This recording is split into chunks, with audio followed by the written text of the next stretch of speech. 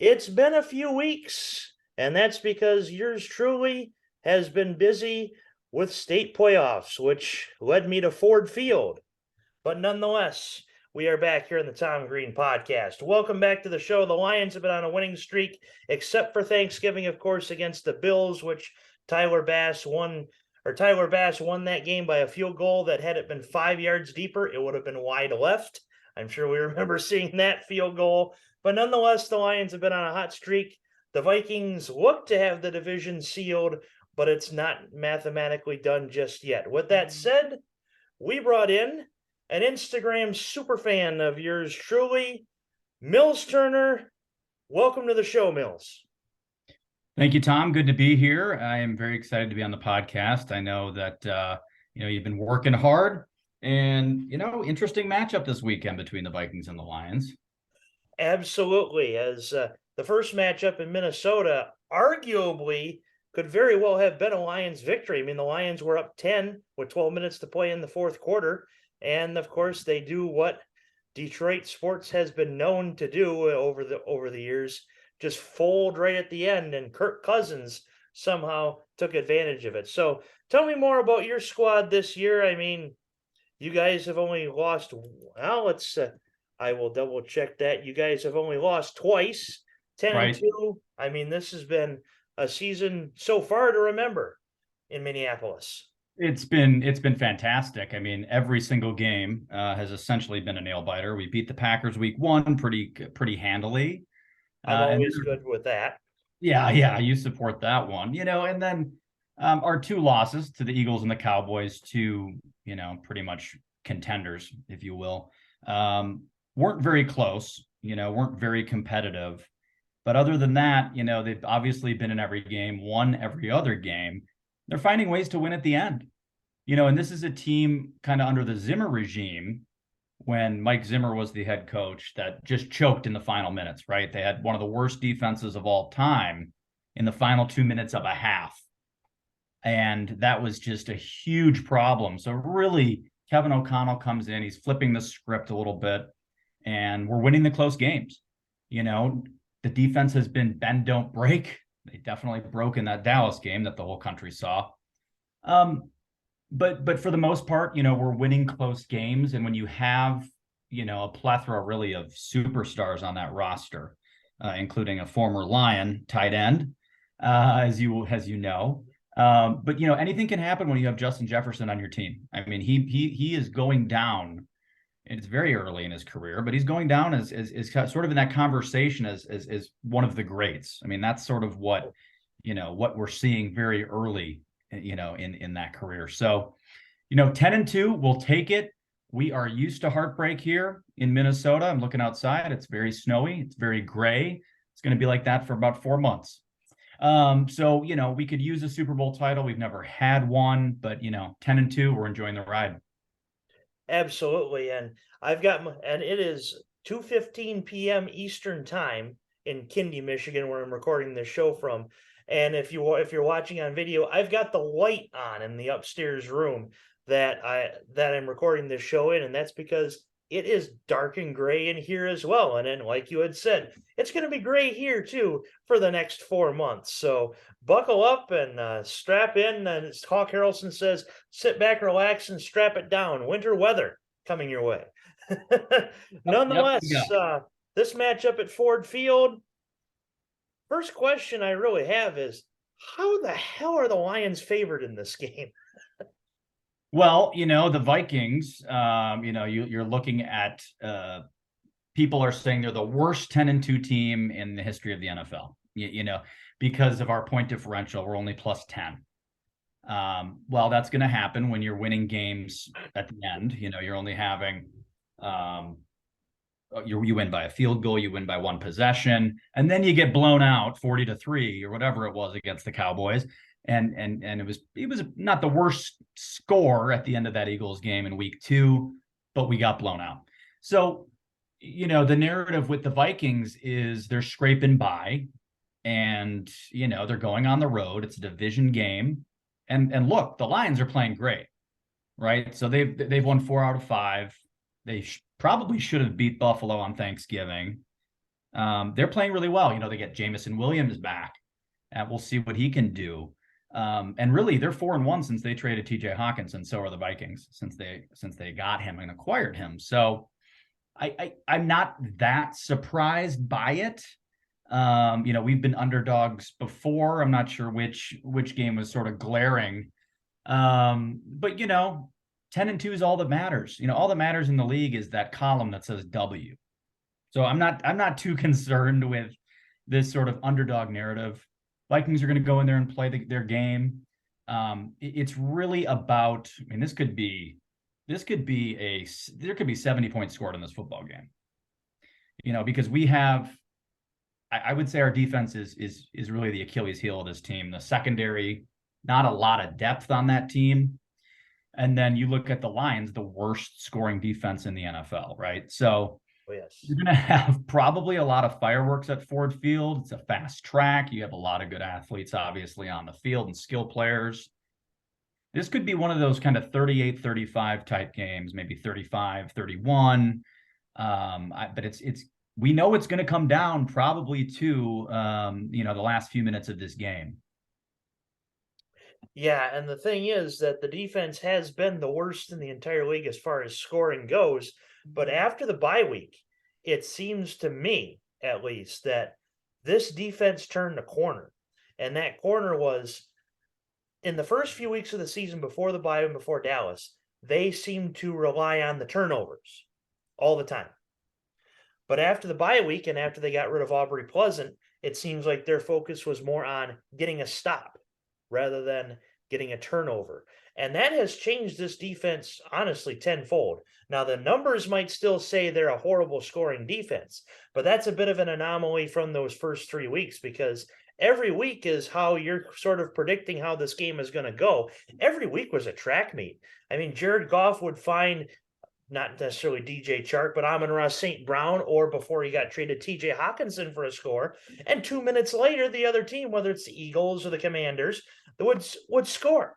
And so that's kind of how the defense just became the worst in the NFL, which is now the pages sort of turned. But that doesn't mean this week won't go how you may think, because Minnesota's got athletes, and this could be, and Ford Field, of course, Ford Field in December is different than possibly Ford Field in September, because you have cold weather teams that are used to playing cold weather football.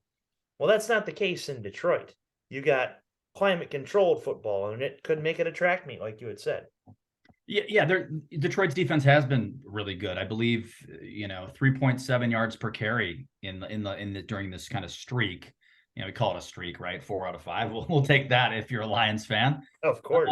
So they're stopping the run. It'll be a very interesting matchup with Dalvin Cook and this Vikings offensive line. And defensively for Minnesota and the Vikings, they've made plays when they've had to. So a couple years ago, last year, they weren't making those plays at the end of the game. We're icing games with a late interception, whether it's Cam Bynum or Harrison Smith or Patrick Peterson. It's happened numerous times this season where we've kind of iced it with a pick, usually at the goal line. And, the bounces have just gone our way.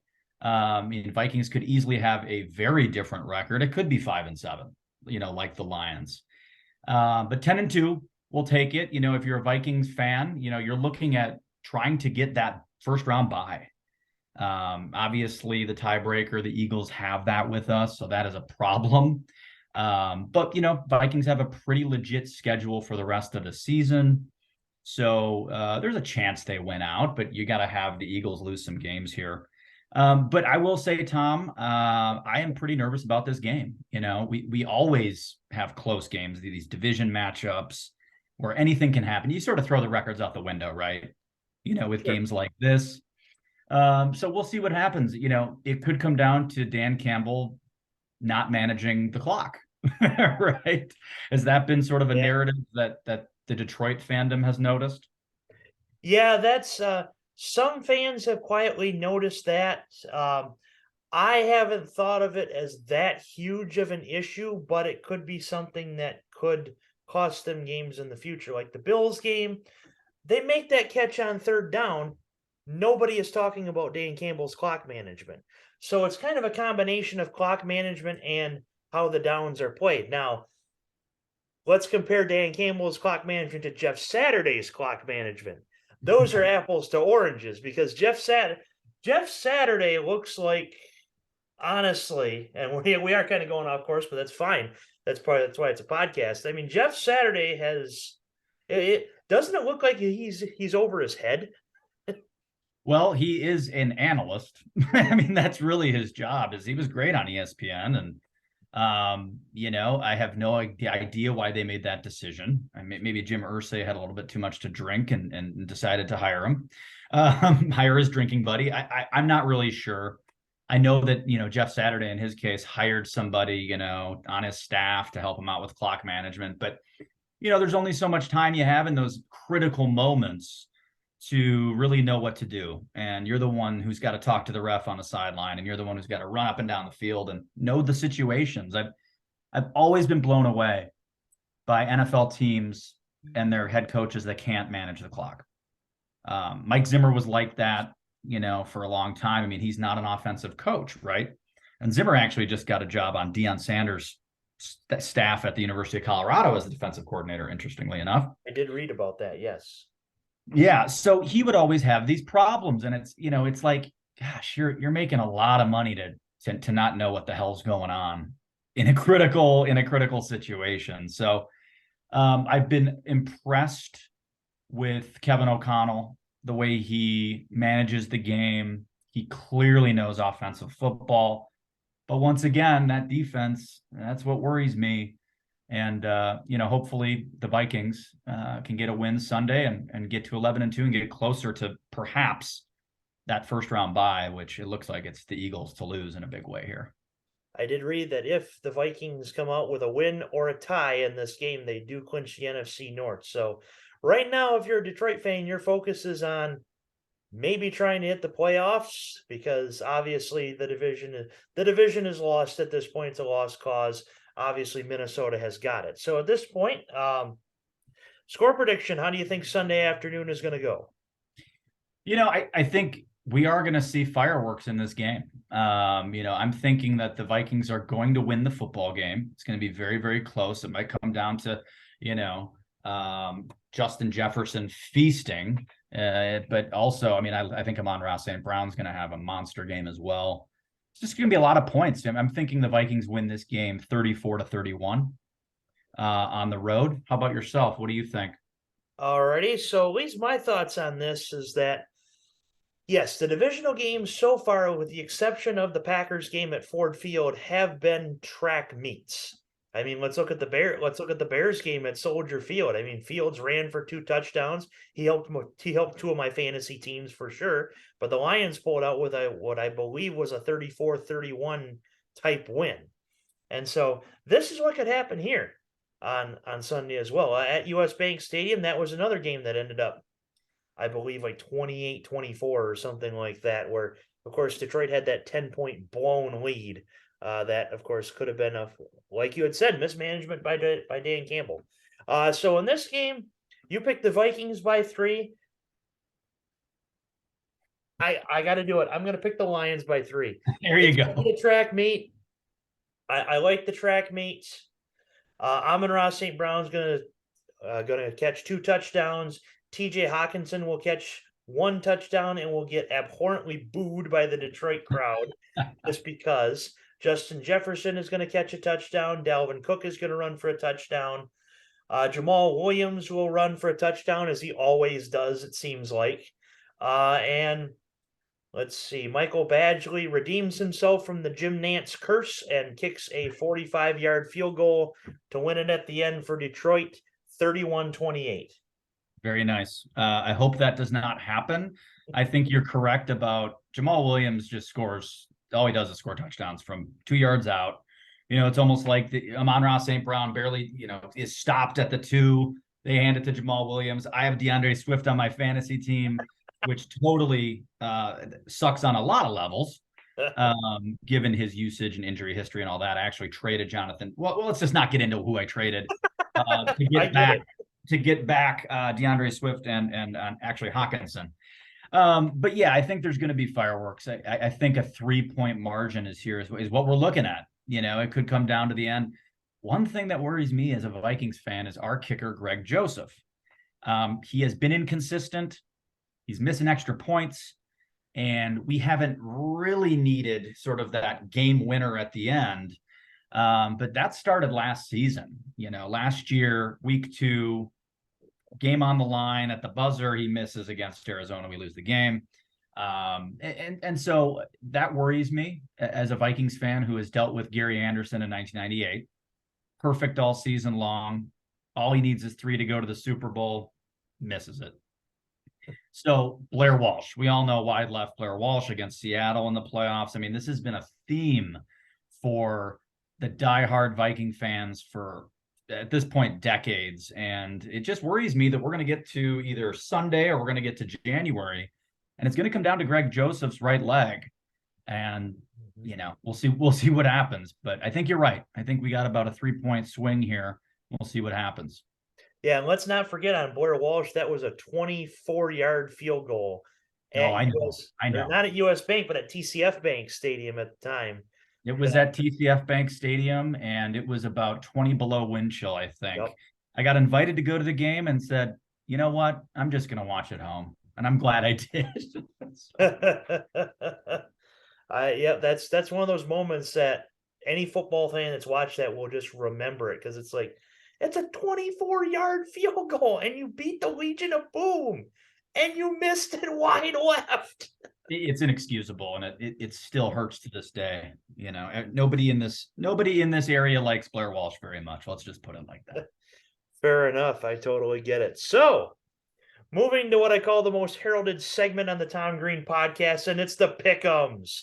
This week, of course, we only have one college game that's going to be played throughout the entire slate, and it's the big one. We got 7 NFL games, so I made sure to give us a full 8-game slate. So let's knock out that college game.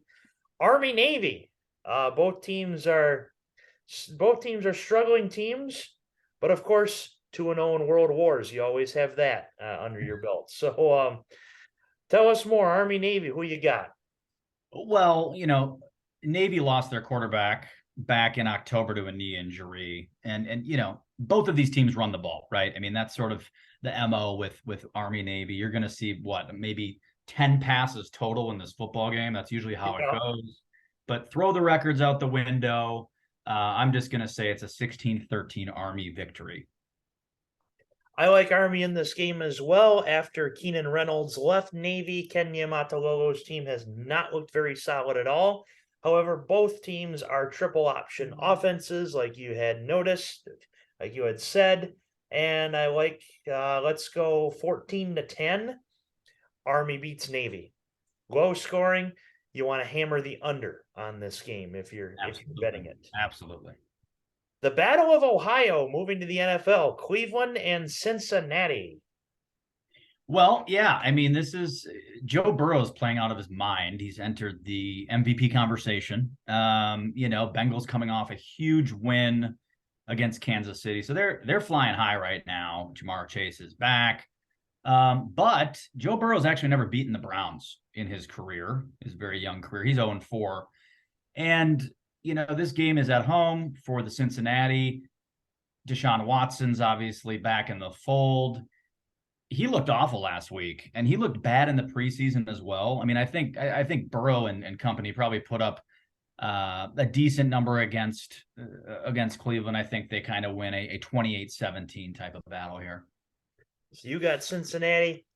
This one I picked solely off superstition. The Battle of Ohio has gone to the road team far more often than not in the past 5 years. Joe Burrow has never beaten Cleveland. I'm going to take the Browns by a field goal, but I would not suggest you follow my pick if you're a betting man, because I just have a strange feeling that the narrative of this game has gone to the road team is going to stand. And I feel that way until it changes. Well, I like it. I mean, the NFL, I mean, these games are close. I mean, Rarely is it really just kind of a blowout, especially in these division games, Battle of Ohio.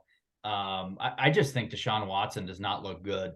and Joe Burrow looks the part of MVP right now. Although Jalen Hurts and Patrick Mahomes certainly have something to say about that. Oh yeah, absolutely. And if this were against really any team but Cleveland, I'd probably pick Cincinnati by 2 scores. But I'm thinking, I just have that inkling. I'm likely wrong, but we shall see. Another divisional game, AFC South, which I've dubbed as the hardest division to pick in football. Jacksonville and Tennessee. It seems like Jacksonville and Tennessee play every week. I don't know why. It just does.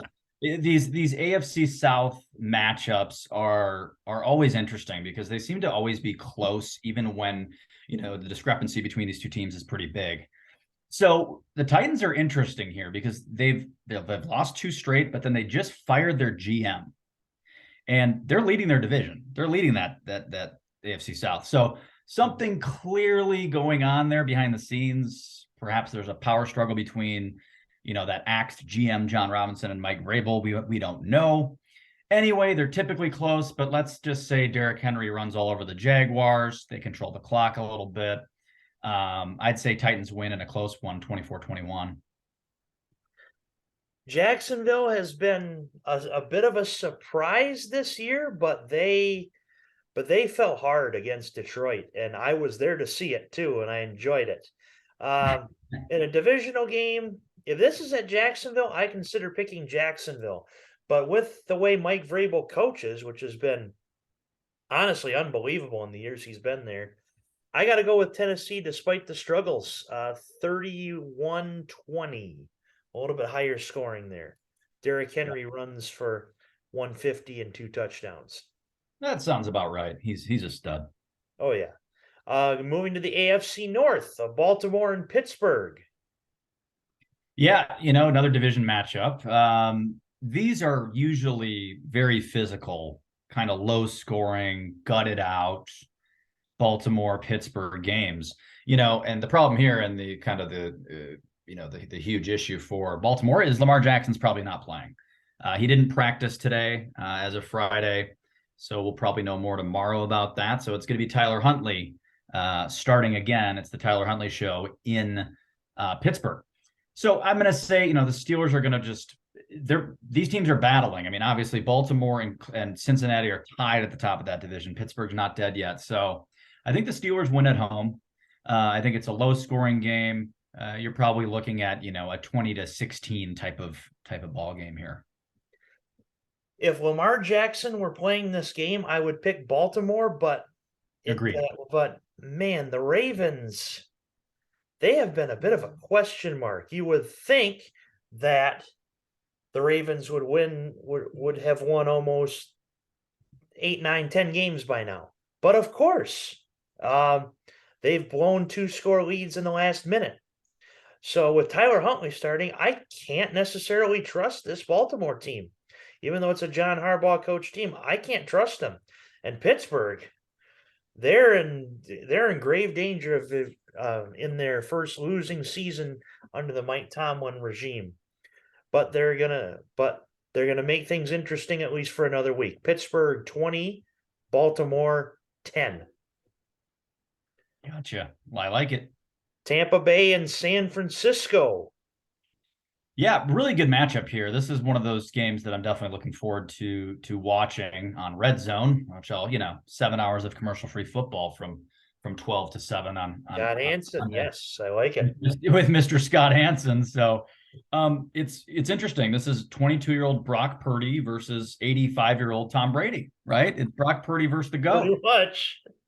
So I think that the 49ers have a much better football team than the Buccaneers. It is going to come down to Purdy. And here's the deal. Todd Bowles loves to blitz. He's going to come at Brock Purdy early and often, but Purdy played really well last week, 25 of 37, I believe. I think he's a decent option. They seem to love him there. They're saying, we're not taking a step back because Garoppolo's out. We'll be just fine. And they that's sort of the MO for the 49ers, right? Their identity is tough defense, run the ball. They have so many weapons on offense. In spite of the fact that, they're going to come at Brock Purdy, I think that they just have a better football team than the 49ers. So, I think it's going to be a 27-24 49ers win at home. Despite the records, this could very well be an NFC divisional game Yeah. because the NFC South is terrible, and it's basically who wants to be a millionaire? Who wants to win the NFC South, hosted by the now deceased Regis Philbin? Who wants to win the NFC South? Right. That's delayed by a week as San Francisco wins this game by 2 scores. Even though Tampa has Tom Brady, there's still a 5-7 team, I believe, if I'm not mistaken correctly. Even though Brock Purdy is the quarterback now in San Francisco, if they have the confidence, let's see what Mr. Relevant has got. San Francisco 30, Tampa 20. With good games, you get crap games. Carolina and Seattle. Yeah, this is just one of those games that Carolina's coming off a bye. They're traveling out west. There's always that narrative of you're jumping time zones and all that. It might be probably a close game. Ken Walker's probably going to miss the game, and they have a ton of injuries in the Seattle backfield. So it could be DJ Dallas or Travis Homer. I think the bottom line here is Geno Smith's played well enough to win some football games. He's been great. He's been a surprise for them. And it's hard to go into the 12s, it's hard to go into Seattle and win. It doesn't matter kind of which team you are. Carolina's somehow still in the playoff hunt. They're 4-8, but as you just said, that division is terrible. So anything can happen, but give me Seattle 28-26. The classic Geno Smith quote after week 1. They write me off, I ain't right back. Yep. Carolina, I don't know how this team is still treading water, even without Baker Mayfield, who's now in LA and just beat up the Raiders on a 98-yard of scoring drive to end that game. They're without Christian McCaffrey, who's now in San Francisco. So this team is just limping to the finish. I'm sure we've seen that SpongeBob episode where the injured guy is on one leg and he's like, that's kind of where Carolina is right now, just treading water. Even without Kenneth Walker, Seattle wins 20-10. Now I'm going to pretty much just like Pittsburgh and Baltimore. I said 20-10 on that one. I'm saying 20-10 on this one. This is going to be one of those yikers games. Sunday Night Football got flexed into Sunday Night Football. Chargers and Miami. Well, the reason I'm going to watch this game, besides the fact that I watch every game, is there's a lot of fantasy football goodness. I got Tyreek Hill and Austin Eckler. Chargers need this one. They need a win to keep their playoff hopes essentially alive, but they continue to disappoint. Just this team, I don't know if it was a couple of years ago. The Phillip Rivers years where, they just lost by it feels like they lost by a field goal every single game. They just couldn't finish. Under Brandon Staley, they don't seem to be able to kind of finish either. I think Justin Herbert's fantastic, but he doesn't have a ton of help. Injuries have hurt them, specifically at the wide receiver position most of the year. I do think Miami just has way too much firepower. And so they'll win this game, and they'll win 27-20. Yeah, it seems like the only contrarian pick I've got here is Cleveland and Cincinnati because, the Chargers are good. We know that Justin Herbert is good. We know that Austin Eckler is good, but they're not great. That's the thing. You got good, not great going on in I was going to say San Diego, but Los Angeles. Yeah, you've correctly pointed out, under Schottenheimer, they weren't able to finish. Under Anthony Lynn, they weren't able to finish. Under Brandon Staley, now they're not able to finish. The narrative continues in Charger land. Oh, wait, there are actually Charger fans? I thought they played every game on the road. This one, they're definitely playing on the road because there are not a lot of Charger fans in America right now. Miami 31, Chargers 20. Eckler goes for 2 touchdowns. Hill goes for 2 touchdowns. Milstagram is very happy on his fantasy team. I Monday would Night love Football. that. I You would can call love it, yeah. Monday Night Football, you can sort of call it the Chandler Jones Bowl, sans Chandler Jones, New England and Arizona. Yeah, I mean, this is just some of these Monday night matchups are pretty pedestrian, including this one. I, I don't know if Arizona is better than the Patriots. I certainly don't think so, but they're at home. Maybe DeAndre Hopkins and Kyler Murray get cooking a little bit. I'll take them in this matchup. I think this is just a toss up. So give me Arizona 28, New England 24. Yeah, it depends on what Kyler Murray team shows up. I mean, we had the Kyler Murray team against San Francisco that looked awful. And then you have the Kyler Murray team against the Raiders that comes back and wins right at the end. So this one, I'll be honest, I only put this game in the pick'ems just because it was on Monday Night Football, and I had Yeah. almost by default this game made the pick'em slate. Um, to go contrarian, I'm going to go Patriots and say that Mac Jones throws 2 touchdowns and maybe Ramondre Stevenson finds the end zone once. Arizona or New England 24, Arizona 21. A bit of a snoozer on Monday night. It's yeah, get your Christmas stuff ready to go that Monday night because that one's going to be a snoozer. Yeah, I agree. I'll watch. I'll have that game on, and I'm sure I do actually pick them with my fantasy football league every week. We all put in between 10-20 bucks and winner take all type of a deal. So it could come down to Monday night to win 160 bucks or whatever it might be. So I'll be watching. There you go. So we have our pick'ems. We both picked Army. You picked Cincinnati. I picked Cleveland. We both picked Tennessee, both Pittsburgh, both San Francisco, both Seattle, both Miami. We went contrarian on Monday night. You picked Arizona. I went New England. So that all said, that's a bit of a wrap. Anything else that you may have to add to this wonderful Tom Green podcast? Well, I thank you so much for having me on. Oh, I yes. think Sunday's going to be a great game.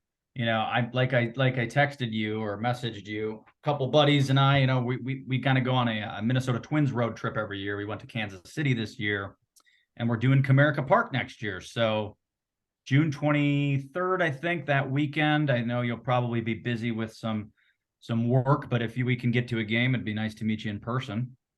Absolutely. And of course, as I told you before, I know Audra Martin pretty well, so I'll probably want to go down and see her as well. So I'll try to make things work out on that front.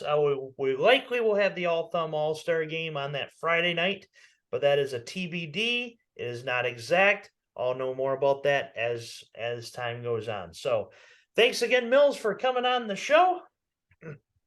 Yeah, Tom, thank you. So I do have a question for you. Yeah. Who is your favorite announcer or sports broadcaster? Favorite? Oh man, that Or who have you good or met bad? that who have you met that, I know you've met a lot of people in the industry. Who have you met that's inspired you, and who would be? Honestly, the one that has inspired me the most since the beginning was honestly John Morosi because I went to the same high school as he did. And he kind of got me started into all this into the business. And of course, as a single guy, of course, I like to meet all those female personalities as well. Jenny Taft on my profile picture. I really like Laura Rutledge as well. I've been around her a couple of times. Audra, of course, she's great. But if I were to pick one that said that inspired me the most, I'd probably say John Morosi because he got me started. Yeah, I go back to the roots, Yeah, honestly. that makes sense. That's great. And then another question I had for you: you've posted a number of times with the "Keep Showing Up" shirt. Yes. So can you explain to me what that is? It sounds pretty cool. Absolutely. This meeting only has 90 seconds left, so I'll be brief. Jenny Sure. Fisher. Um, she has started the Keep Showing Up campaign, and it's suicide prevention. And there were times in my life, especially at my former job in radio, where I went through some really, really hard times. And that campaign kind of really inspired me to get back up and to keep showing up. And so every time I think about it, that's I go back to that. Keep showing up. Keep showing up. Well, that's great to hear, and glad you're enjoying your career. And again, I know we have a minute left before this thing shuts off. So anytime if you know, I'll join your pod anytime. It's fun chatting with another sports fan, and go Vikes.